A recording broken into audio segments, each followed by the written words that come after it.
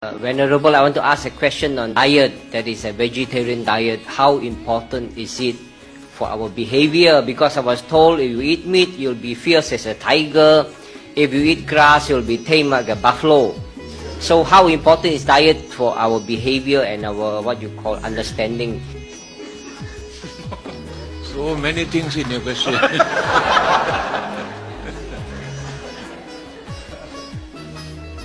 Do you know Devadatta, who tried to kill the Buddha, was a vegetarian?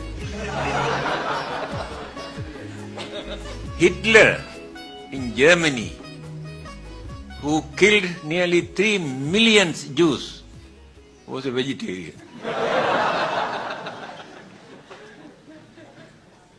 The Buddha and Jesus, both of them have made one statement. I mentioned this in one of my publications. Purity and impurity in our mind never take place just because the things go through the mouth into our body. But the thing come out from our mouth create all these things. This is the Buddhist attitude. But today people have realized vegetarians maintain healthy life.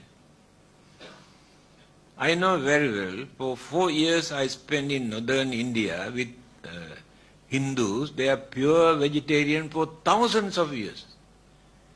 And all these modern sicknesses that people are facing today, they have never heard.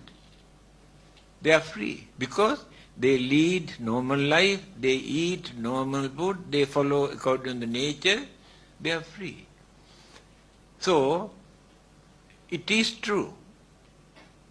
If we keep away from flesh, take natural food, you can have a pure mind also. No guilty feeling in your mind.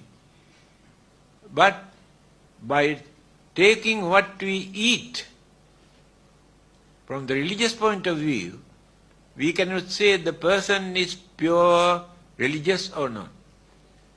With the vegetarians or not, if the mind is pure or dirty or ugly, it is up to individual. No, the Buddha has never given this advice to the monks, should not eat meat or fish. Devadatta came and asked the Buddha, why not to introduce the monks to lead a vegetarian life? Eat only vegetable food. The Buddha says it is unfair. Because their way of life at that time, not like today.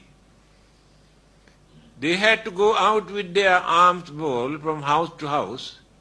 Whatever people have prepared in their houses, they come and offer.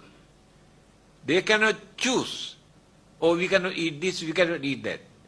They must have that freedom to eat what they receive. But they never order. I want chicken, I want pork, I want beef. There are 3 principles. This is very reasonable. If a monk comes to know that this chicken is slaughtered for him, Buddha said better not to take that. If you suspect this person has killed this chicken for him, he should not expect. If you have listened from another person, I know that person killed this chicken for you, should not accept. That is purity of the mind. Here you can understand how liberal this Buddhist way of life. Otherwise, when I went to Mongolia to attend a conference, certain period, no vegetable at all. They eat only meat and bread. So there are many delegates who have come from certain countries, pure vegetarian. What did they offer as food? One big piece of meat like a bricks, and with a knife, and bread. No vegetable. all those vegetarians had to suffer.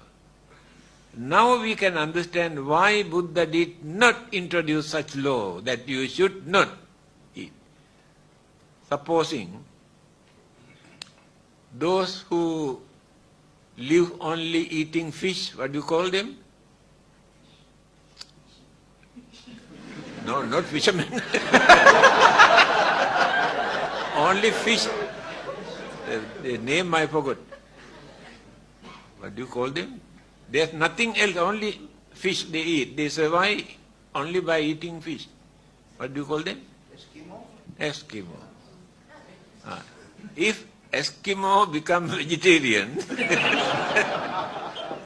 can they practice Buddhism? That is why Buddha did not introduce that kind of law. But it is up to individual. If you think it is nice and this and okay, go ahead, no problem. But don't force others not to eat.